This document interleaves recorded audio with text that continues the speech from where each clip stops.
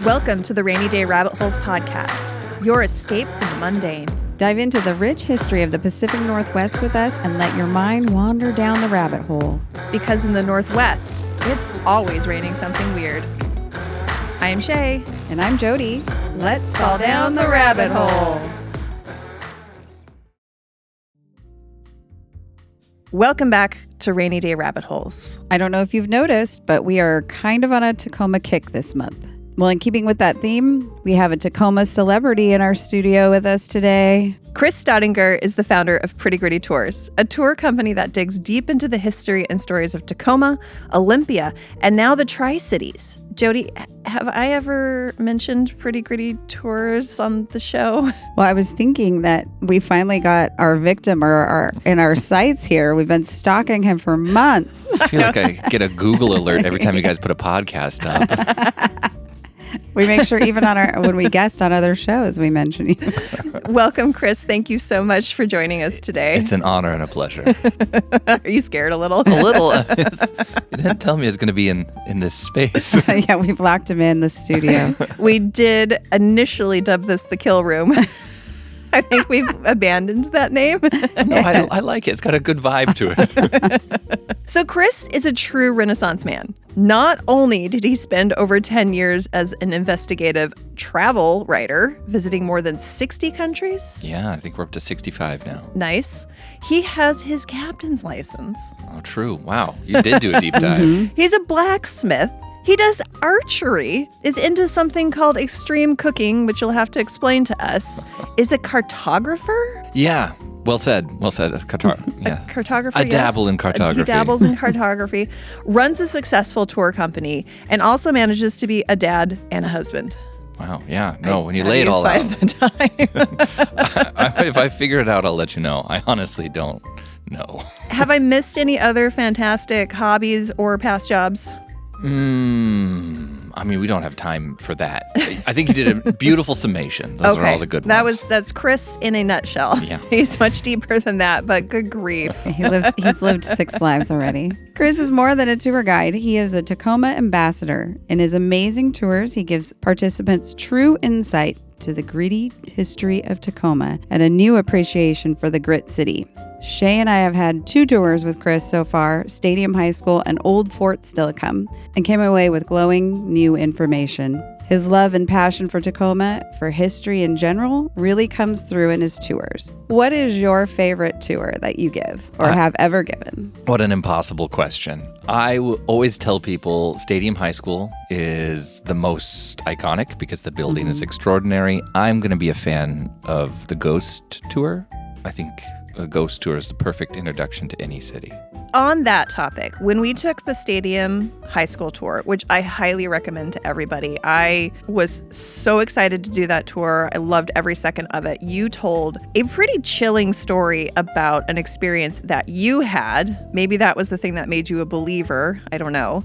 It definitely propelled me into the world of belief. Okay, and so that was going to be where my question was going, is are you a believer in ghosts and some supernatural spookiness? I think everybody, to some degree, believes in ghosts. I start every ghost tour asking where you are on your spectrum of belief. And even if you don't have this image in your head of what a ghost is out there interacting with you, everybody believes in the mysteriousness of the ghost or the story of retribution. So to answer your question, I believe that there are things out there beyond understanding. That's a good explanation. That Yeah, might I like be more that. where I lean to. I believe that there may be some things out there that can't be explained by science, but most of the time I think a lot of these encounters can be explained by science. I mean, the science of ghost hunting. Isn't that a ghostology? I don't think that that's widely recognized as As a discipline, you can't take it as an elective. Chris, that's a career you haven't started yet. Yeah, well, I'm still young. There's time. Chris, what I want to know is why a tour company? Why is this where your life has led you? I couldn't escape it. I was called to this. My first tour company was when I was 9 in Leavenworth, and I started just offering tours around town to the influx of tourists. and never really got away from it. I just like to discover and then share. So I just have this image of 9-year-old Chris just wandering down the streets of Leavenworth and just stopping random groups of tourists and then giving them a tour. I mean, maybe not consensually. I'm a king of consent, please. Don't get me canceled today. No, I used to just be in Leavenworth as a child, and because I was always exploring around and knew a bunch of stuff, if you just positioned yourself downtown, inevitably someone would ask you for, like, where do we park? Where's the bratwurst place? And then I'd be like, oh, well, here's the answer to that. But also, for $5, I could take you on a quick tour of this. And 9 out of 10 times they said, yeah. Wow, that's amazing. Where was your parental supervision at this time? It was the 90s. That's true. They just assumed I'd be okay. Because Leavenworth is completely safe. Yeah, true. So how about you give us a sampling of some of the tours that you provide? So we have anything that the mind can conjure. We have ghost tours and beer tours and coffee tours, historic tours of buildings like Stadium High School and the Foss Waterway Seaport. We have haunted tours. We have more historically leaning tours. Everything in the region that you can think of, we probably offer it. I saw at some point maybe you do some paddleboard tours of Foss Waterway. Is that still happening? That's true, yeah. Paddleboard tours, kayak tours. We have a bike tour that we can offer. And really the greatest limitation we have is time. So, sure. And the seasonability of some things can be a limit too. Sure. No one wants to take a December bike tour in Tacoma.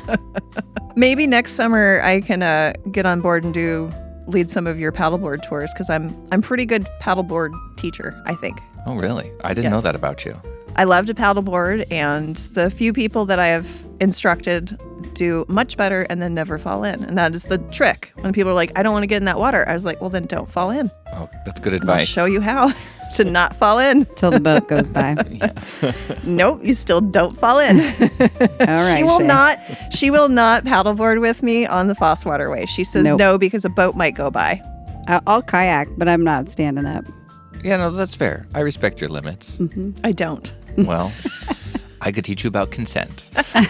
Well, I have said I will not consent to playing pickleball with her until she paddleboards with me on the Foss Waterway. This is weird and an impasse. Nowhere near as dangerous. You need to commit to pickleball. When she commits to paddleboarding on the Foss Waterway. Oh, I see. I've I have a lot of people play pickleball with Shay.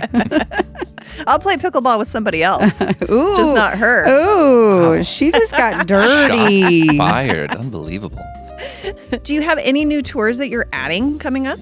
Yeah, we have a 1930s themed noir tour that's going to go through downtown Tacoma. Can you dress up for that tour? Absolutely. And then tell us about your expansion into the Tri-Cities and Olympia, because these are Olympia maybe you've been doing for a while, but Tri-Cities is the new branch. Yeah. At the end of the day, I am a Pacific Northwest guy. I grew up in Spokane and Leavenworth, and then eventually went to high school in the Tri-Cities. So I'm very much Eastern Washington. And I always wanted to have a presence out there. I feel like Eastern Washington, not dissimilar to Tacoma, has this undeserved reputation of being yucky. And so people are like, oh, Eastern Washington, blah. But I don't want that to be the case. Sure. So I just started offering some experiences over there. And American Cruise Lines does their Columbia River experience. Ooh. So we provide guides for that as well. Oh, excellent. Yeah, so when they come to Richland, we take them all through wine country, down to Pendleton. We talk about the Manhattan Project and Kennewick Man, and just so much out in that region. Oh my goodness, you are really getting serious about this. Yeah. That's like having a bus and everything, huh? Oh, yeah. Class C driver's license and all that kind of stuff are happening. Wow. That sounds fascinating. Throwing some knowledge around. Look at you over here. Do you have your Class C? I don't. Oh, please, come on now. I got to keep something for later on. All right. For when he's bored. Yeah. I think I'll do my commercial driver's license this week. Nothing else going on. Do you have any plans for any more expansions? I do, unfortunately. Can you share those with us here? Yeah, I hope to be in Spokane soon. Ooh, And then I'm going back to Leavenworth. that'll be wonderful. Yeah. I'm excited for that. Back to my roots. And then, Olympia. We do Olympia as well. Sure. But I work with this amazing author down there, a guy named Ira, who's written so many books about like haunted experiences in Puget Sound. What's his full name? Ira Kitzmacher. And he does an amazing Olympia tour down there. Oh, that's exciting. Yeah. I'll have to go take that one too. Well, you can go to prettygreedytours.com to book a tour. And if you want 10% off your next booking, you head to our website at rainydayrabbitholes.com where you can enter your email for a discount code. Since Chris might be our favorite current taco man or Tacoman,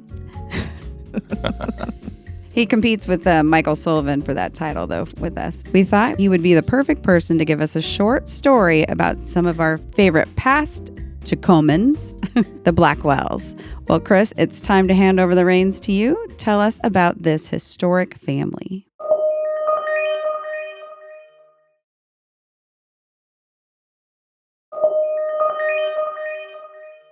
The Blackwells are very problematic for me because they are not problematic enough. Oh. Well, that's unusual given Tacoma's past. I know, and it keeps me up at night. I was invited to do a tour of the Blackwell Mansion. Which we missed, unfortunately. And I am eternally sad for that. It's a beautiful home right there on Broadway, right? Next to the YWCA. And when I first got the offer to lead that tour, I had to figure out more about the Blackwells because I'd never heard about them before. And the more that I looked into them, the more I was like, oh my God, they were involved in almost every first of Tacoma as a city, but you don't ever hear anything about them. And then the more that I dug into their past, the more I realized they had just kept doing like good things. You know what I mean? But I'm so suspicious of that. Right. I feel like every day I wake up and someone else, they're like, oh, yeah, I know you thought he was a great guy, but turns out he put sacks of puppies in the dryer. And you're like, oh.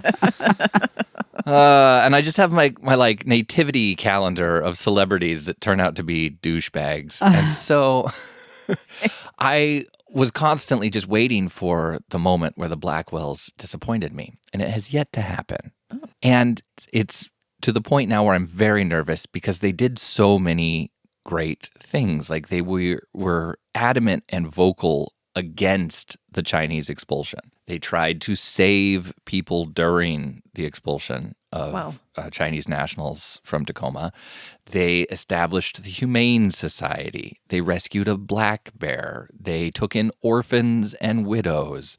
They mortgaged their entire savings just to take care of people during the financial collapse of Tacoma. They adopted children after they never had any of their own. Like, it just gets weirder and weirder. So has anybody ever dug up their backyard just to see if there were bodies back there? Because yeah, this is a little Dorothea Puente it's taking people in and then... Terrifying. Well, and that was the thing. So the Blackwells, they built their luxurious mansion, right? It was the grandest in Tacoma when it was built in 1891 and lived in it, just William and Alice Blackwell until they both died. And then it got turned over to the YWCA and was used as a refuge for women for the next 50 years. Okay. Was that in the will?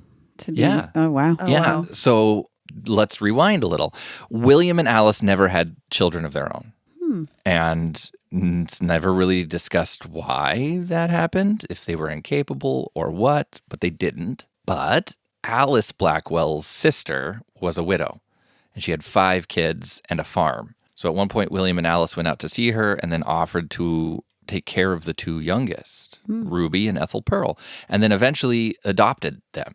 Oh, wow. Like raised them as their own and then legally adopted them into the family. And Ruby, the youngest, she lived to be 103. Holy cow. She died in 1979 in Tacoma, never married, lived her whole life as a school teacher, and then just like the stuff that she did contributed so much to the story of Tacoma. So these are truly good people. Yes. Yet they had the money and the power. You don't see that coming out clean often. So they were so rich. They were the first people to arrive in Tacoma by train. Mm-hmm. And William had originally been in the hospitality industry back east in New York. And then he enlists during the Civil War. He's in the 25th Infantry. He serves as a quartermaster, pretty successful military career. He not only contracts tuberculosis at one point and survives, Wow. but he gets shot through the lung Yikes. in Antietam and then recovers. Like in that Crazy. day and age. Yeah, like a freaking Pre-antibiotics. musket ball, Right. right? Like, What did Allison say? You got ghosts in your blood, do some cocaine about it. that needs to be a T-shirt yesterday. I think we do need to make that. You got ghosts in your blood, do some cocaine about it. And that didn't slow him down enough. So he takes a bullet through the lung and then goes on to be the manager at the grandest luxury hotel in Chicago, but has a hard time breathing. And the cold winters of Chicago don't agree with his ravaged lung. So he and Alice move out to Washington, Kalama of all places. Oh, wow. I know, where he runs the railroad hotel there. Does such a bang-up job on it that when the Northern Pacific takes over Tacoma, they're like, William Blackwell, that's our guy. And so William and Alice get on the first passenger train, just them and their furniture, arrive to Tacoma as the track is being finished. Wow. Okay, so I have a thought. Okay. Any involvement with the Northern Pacific Railroad? That's where you can start to maybe question if there's I'm looking for anything salacious, just because the Northern Pacific Railroad did so many Salacious things. underhanded, dirty, dastardly deeds as, the stealing of the land and stuff like that from the government. And, Yeah. so sounds like maybe they didn't. For example, as the Puyallup tribe is being evicted from their traditional homeland, Treaty of Medicine Creek and then the Puget Sound Treaty Wars, and relocated to an ever-shrinking reservation, the Blackwells end up buying as many Puyallup baskets as they can, the traditional woven baskets by the Puyallup tribe, and then curate them in this collection as that practice is being essentially like made illegal so that no tradition can continue. Wow, okay. That collection that the Blackwells end up preserving from destruction goes on to be donated by Ruby Blackwell to the Washington State Archives, where it's now the largest part of their traditional collection, and is the baskets that go on to inspire Dale Chihuly to create the style of art that he does. Holy cow. Wow. So it continues on even today then. So anytime you see one of those asymmetrical baskets that Chihuly does, the sort of like C-form stuff, the story is that he was inspired on this trip in the 70s when he saw the baskets in the collection down there on a field trip. And he was like, oh my God, I should be doing this. The Puyallup tradition continues in the area, due in some part to the Blackwells preserving it from destruction. Do you know if they took a stance about the relocation of the indigenous peoples? Yeah, they were against it. Wow. They thought that the Treaty of Medicine Creek was improperly executed, which, hell yeah, it was. Sure, yeah. But that's a Wow. bold mindset for the 1800s. Absolutely. And yeah, during the Chinese expulsion in 1885, the Blackwells were vocal against it, which is the kind of thing that would get your house firebombed. Absolutely. Like people used to have their property burned down for just like selling a sack of flour to a Chinese national on their way out of town. Just spooky level of humanitarian concern. Yeah, they were pretty progressive for the era, it sounds like. Did they experience any consequences in society or in their businesses because of their beliefs? Not that I can tell. One part is they were beloved. Alice Blackwell maintained a garden. She had the first garden in Tacoma where she raised vegetables and fruits and flowers. And during the financial collapse in 1893, she leveraged her garden as the first sort of food kitchen for the city. So she was just feeding the impoverished masses. That is so crazy. So that's one part. They were beloved. Two, I think people were scared of William Blackwell. He was, dude took a bullet through the lung. Right. And there are some really impressive stories about him enforcing the law of the hotel. Like they had a 2-drink maximum at the railroad hotel, and some like rich elites tried to test him on that. And he was like, that's hilarious, but if I ever see you in my hotel again, it's going to be without your head after I remove it with a shotgun. Like, oh my gosh. So take us back to they've left Kalama and the railroad hotel. Which I gotta go back to the McMinimans there and see if they have any mention of the Blackwells in Kalama. I don't know. Have you They checked? might. So right where the McMinimans is in Kalama is the bar that William Blackwell curated, in a way. So when he was running the hotel for the railroad down there, he had a rule that you couldn't drink in town. The railroad's like, company town, you can't drink here. Okay. So they anchored a barge out in the river and then served drinks on it. So you could get rowed out to the barge, you could drink, and when you were sober, you could come back to shore.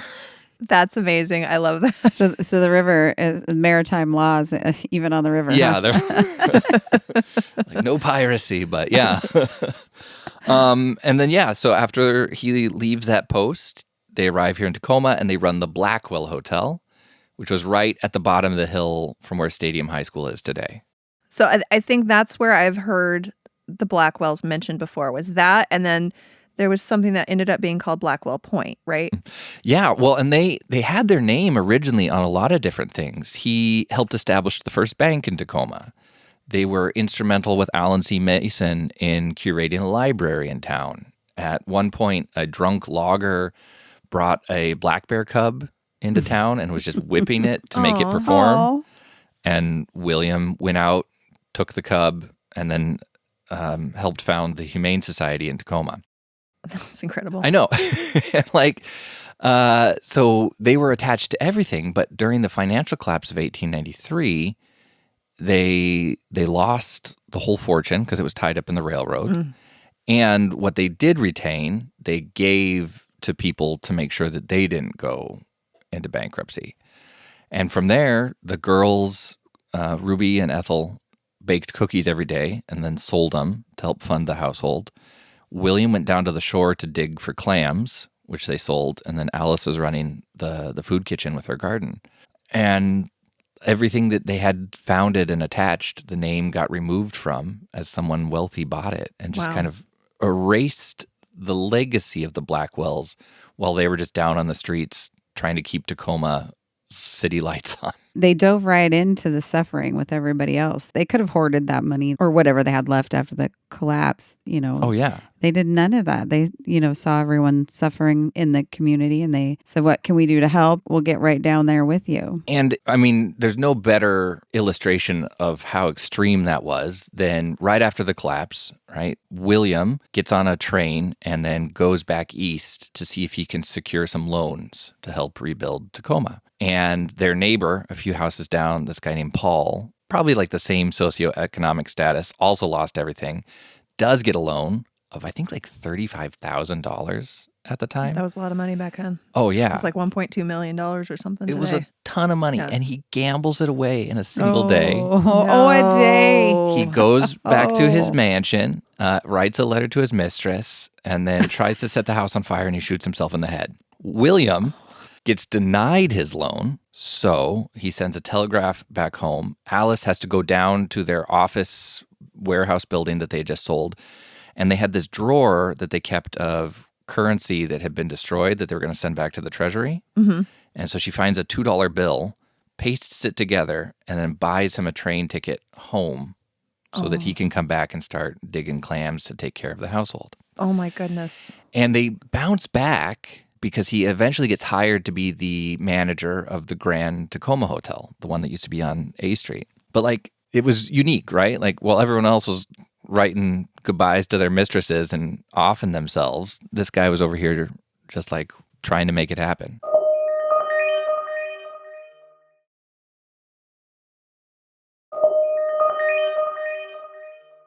Well, I'm going to back you up a little bit Okay. to before the financial collapse and tell us a little bit about them in the height of their wealth and influence and power in Tacoma. The Blackwells were avid hospitality icons. Not only did they run the hotel and entertain every first guests of Tacoma, but when they built the Blackwell Mansion, they used it as this hub for entertaining artists. Two of the most famous people that dined at the Blackwell Mansion with them were Rudyard Kipling and Mark Twain. Oh, wow. Yeah. And so anytime notable elites would come to Tacoma, they would dine with the Blackwells. And William in particular was an avid art collector. So it was not uncommon at the time for scenic painters to come out under commission of the railroad. And they would do like scenes of Tacoma. And William, every time there was an artist in town, would commission a piece of art for the Blackwell mansion. And he just kept this massive library of art and literature and sculpture and really anything local. He was an avid patron of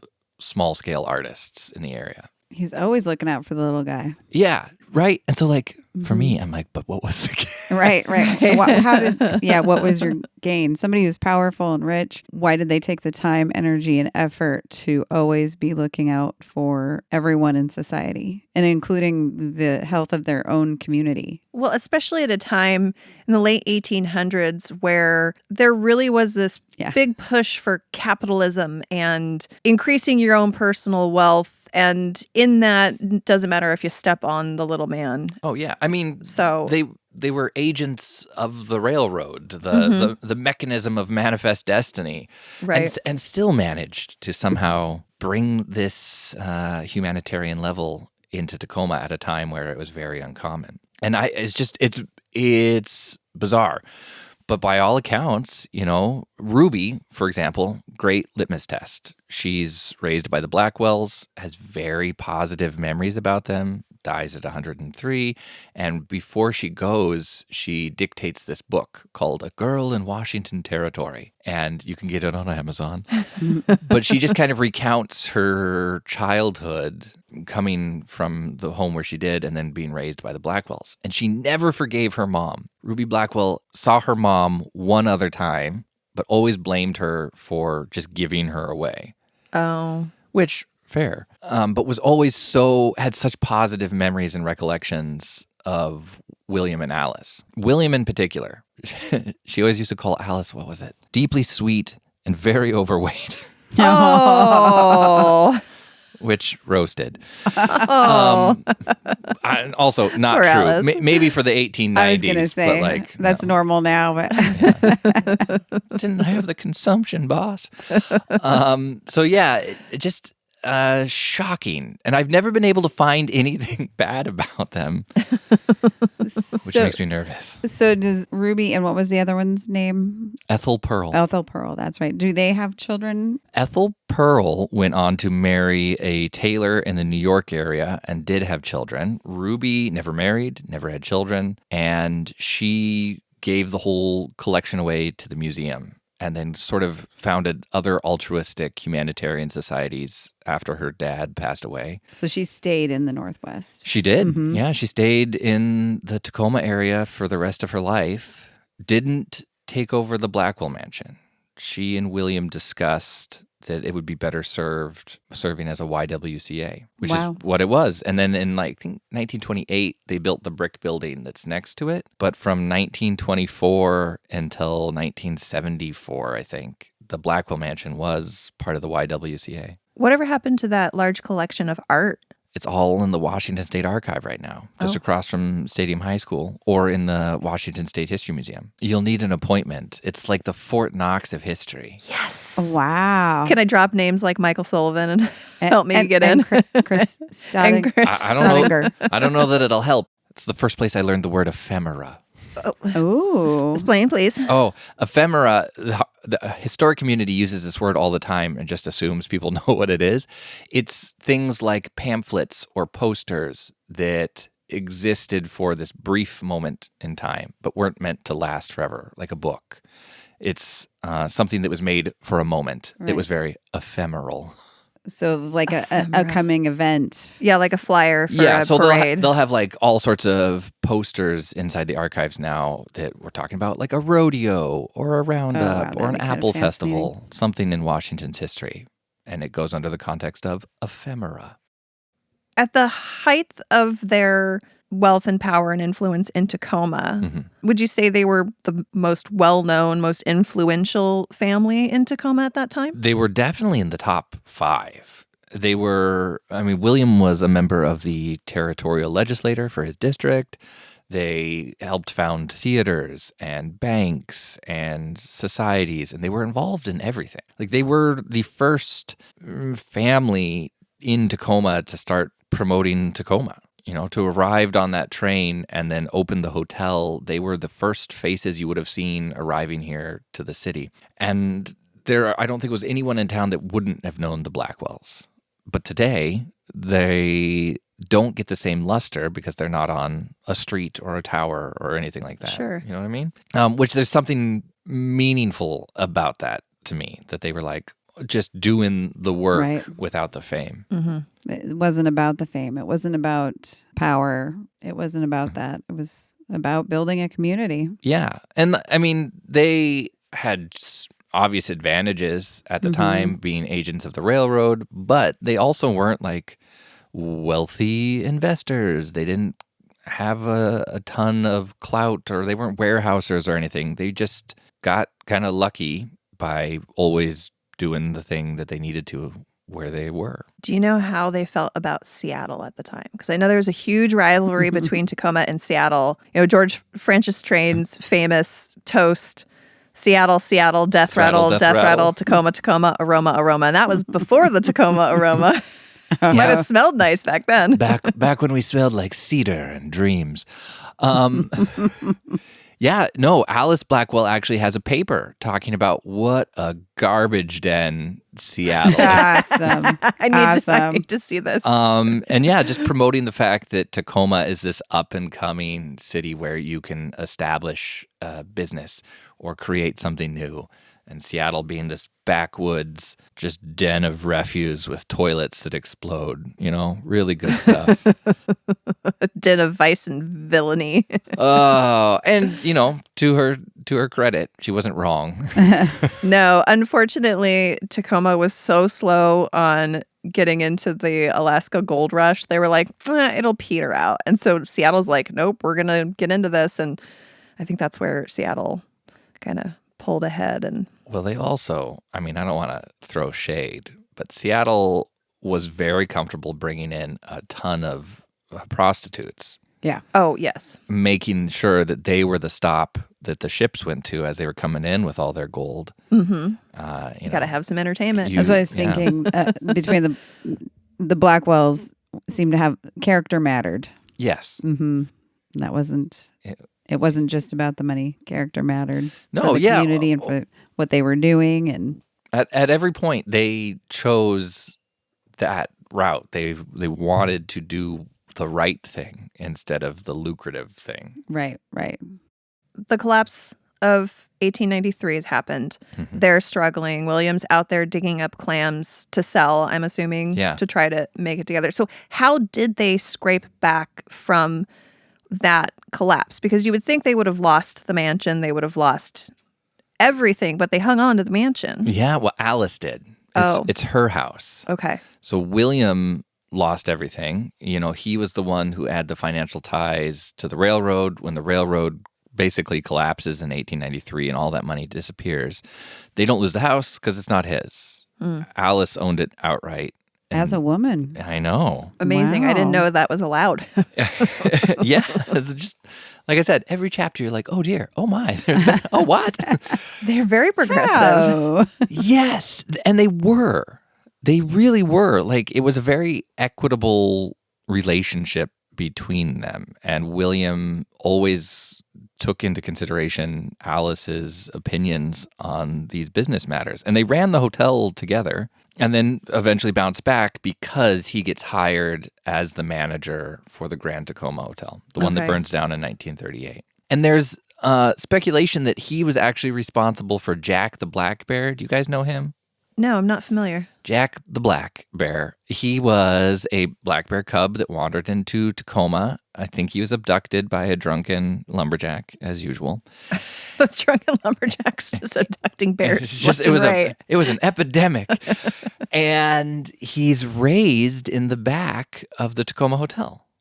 Oh. And famously would just hang out in the garden and then would go into the hotel and drink beer. Oh my goodness. People loved him. I bet. I would also love this. He would drink the beer and sometimes he would get rowdy and he'd wander around town and you'd have to roll a barrel. If you rolled a barrel after him, that was the only thing that would scare him enough to go back to his like enclosure, which he just walked out of anyhow. But It was really more of a suggestion. yeah, it was like, you could live here. But I'm so sorry to tell you this. A rookie cop mistook him for a wild black bear and shot him. Oh. And then they barbecued him Oh, wow. Oh. and then had his pelt and taxidermied and then given back to the hotel. Oof. Yeah, I know. Wow. The- Well, they didn't the let him twist go to and waste. turn. He didn't go to waste. They didn't. I know. So, I mean, it depends where you are in that story. Yeah. So yeah. Jack the Black Bear, famous in Tacoma. It said that his spirit still wanders around Firefighters Park. And the mystery of Jack the Black Bear is overwhelming because the taxidermied bear didn't get destroyed in the 1938 fire. Wow. Really? And it went at one point to the archives, the Washington State one we were talking about. Yes. But they don't know where it is. I've asked, and nobody has a record of when it vanished from the collection. But it's not there currently, and nobody knows where Jack the Black Bear went. Oh, that's Somebody has unfortunate. stolen this bear I was and just has it. thinking, yeah, that it survived the fire. Oh, good, it's still around. Somewhere. He's Somewhere. just wandering around. And then the problem with that too is somebody probably stole it, put it in their house, and then when they pass away, their survivors may Chucked not it. know what it is and chuck that thing because Yeah. they might be like, "Ew, gross." Aw, that's a sad story to what started out as a cute story. So sorry. Well, if it makes you Thanks, feel a drunken better, bear. somewhere there's a grizzly bear that escaped in Tacoma and then was never found. Okay, I'm sorry. Let me back up. Point Defiance Park had a bear pit. It was like their first, they're like, we'll try a zoo. Let's just dig a pit for this bear. And in the early 1900s, they put a grizzly bear in it, and he almost immediately just got over the fence and then disappeared into North Tacoma. And they never found him again. Wow. And I like to tell myself at night that he was a very smart bear who just started dressing in people clothes and then raised a family in North Tacoma and like got elected to city council and just lived out the rest of his days in a bungalow. Blackwell's neighbor. I think maybe he swam to Vashon There's and a lot. then went on to eat some hippies. There's a lot of speculation as to where he could have disappeared. But also, it's a freaking grizzly bear. Right. Yeah. Not easy to hide. No. No, not too easy. Well, let's get back to the Blackwells. Okay. We digress again. Okay, so he's manager of The Tacoma Hotel. the Tacoma Hotel. Runs that tight ship, keeps it like a well-wound clock. Everything is great. And then 1922, a few years after Alice Blackwell dies, William Blackwell dies. Both of them pass away in the master bedroom of the Blackwell mansion. And then it just is done. Their legacy is now gone. The mansion's still there. The mansion is still there, and they just give the power back to the people. There's no like lofty monument they want built or anything. William's like, yep, use this bad boy as a women's refuge, and then cashes out, and then he's Right. gone. Hey there, Rabbit Holes listeners. Are you loving the twists and turns of our stories but wish you could skip the ads? Well, we've got some great news for you. By joining our Patreon, you can listen to our episodes completely ad-free. Plus, you'll get access to exclusive bonus episodes, behind-the-scenes content, and more. It's a great way to support the show and dive even deeper into the rabbit holes with us. Just head over to patreon.com/Rainy Day Rabbit Holes to join the fun. Thanks for your support, and see you down the rabbit hole.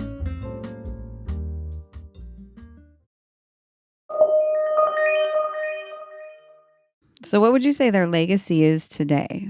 I think that when you experience Tacoma, you are at all times living in the world the Blackwells wanted. When you see something equitable being done, when you hear about the Humane Society, when you can bank with confidence, when you see any of the theaters still in operation here, or Chihuli's art, or a Puyallup basket, or anything that Tacoma is now, that was built on the foundation that the Blackwells established. So they don't have their name on anything, but I think they were instrumental in creating the Tacoma that we all experience now. Right. And there's something I feel like an obligation to keep their story alive because they did so much for so little recognition. Right. They were very altruistic. They were. Mm-hmm. They were. And, the institutions that they established are still here. Like I just worked with the Humane Society at the beginning of this year because it was a big anniversary for them. And, without the work of William Blackwell, it wouldn't have existed. And when the Humane Society was founded here, it was in that period where the Humane Society was literally about being more human. It wasn't just a pet adoption center in the earliest days. The Humane Society was established as, these are things you can do to be more humane. It was like, don't beat your children. Stop shooting animals. Right. It was like, if there's a pig wandering on the street, don't just whip it. Right. So they were so incredibly progressive. I mean, they were progressive for now. Right. Right. It's to the point where I'm like, were they time travelers? Is that why they never had kids? Because the science of time travel rendered them sterile? I don't know. Maybe they didn't actually die. Maybe they moved into another dimension to go do good somewhere else. Well, I was just thinking their kids are probably in a different dimension. They did have There you go. Or let's hope they were reincarnated as another pair of altruistic people, and hopefully they found themselves again. They're in the current time, and they went back in time in order to create the Tacoma, change things. That's what happened. There you go. And now they're in a loop. Yeah. It gets messy. The more time travel you open up, it gets messy. Now, tell me, did this building that became Stadium High, did they have any connection to that? Because I keep hearing Blackwell Point being associated with Stadium High. These poor people. Yeah. So Blackwell Point, base of where Stadium High School is today, right there, currently Schuster Parkway, but used to be the Blackwell Hotel. Okay. Because it was a combination hotel and train station. So the Okay. train would pull up to the side of it, and it was also a dock, so a ship could get there. When they move out of the Blackwell Hotel, they build this beautiful luxury mansion right up the hill from it. And then the Northern Pacific was like, oh my gosh, you chose a great view. We want it. And so they demolished their mansion halfway through construction and built Stadium High School on top of it. Okay. Oh, man. So that building was supposed to be the first hotel of grandeur for the railroad, right? But that never happens because of the financial collapse in 1893, and then it turns into a high school by 1906. But that is the site of the first Blackwell mansion. Wow. So is the Blackwell Mansion really the only remnant, like major remnant of their legacy their physical legacy in Tacoma? There's nothing else that the Blackwells had constructed that remains other than their mansion. But the mansion's immaculate. It's the exact mansion that they had built in 1891. The wood is the same. The layout is the same, with the exception of the fact that they don't have the kitchen anymore. It's almost identical. Who owns the mansion now? A gentleman named Robert, who bought it in 2016 from real estate developer and guy with the coolest name, Dusty Trail. Back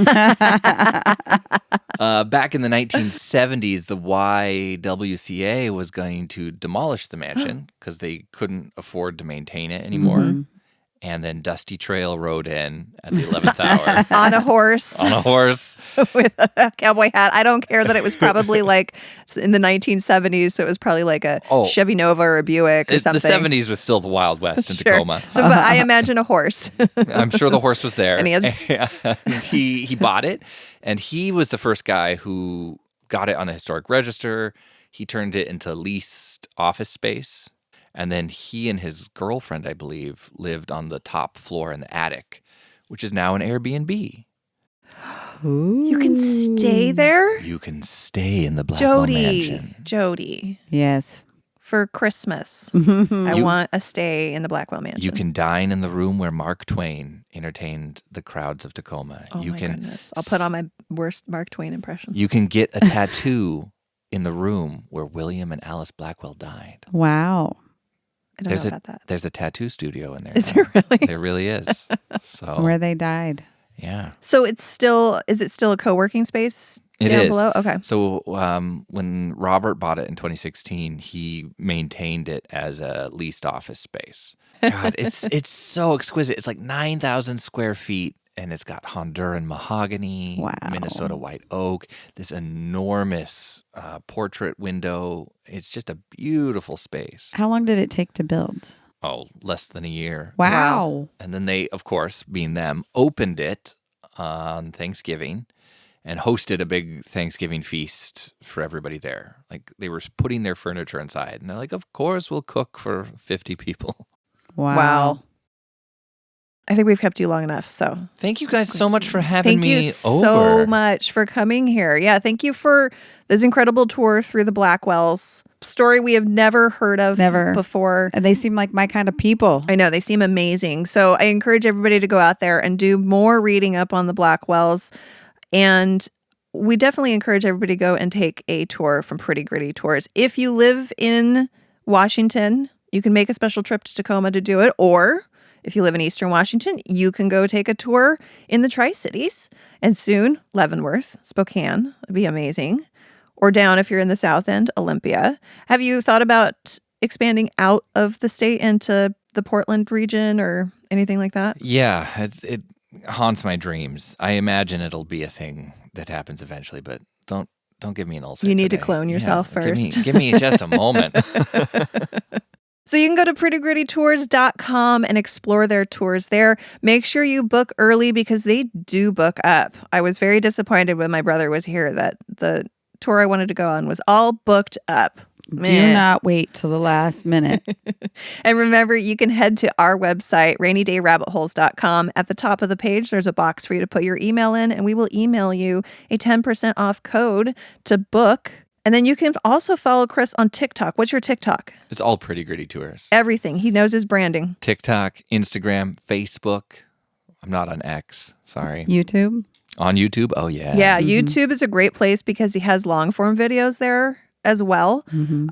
His Maury Island incident video was the one that sent me down the Fred Chrisman rabbit hole, unfortunately. What a dude. Oh my gosh. And his TikToks are fantastic. Your one on the Tacoma aroma was so helpful. Thank you so much. Yeah, lots of good knowledge in there for you. Really happy to help. So I'll include all of these links in our show notes and on our website. And you could also comment on our Facebook posts or email us and tell us what story Chris should bring to us next time he comes on the show. Because we're going to have you back if you will grace us with your presence again. I'd be delighted just to see the room again, if nothing else. Oh, well, then you can see what we do for artwork on our new walls. These are new walls, these ones here.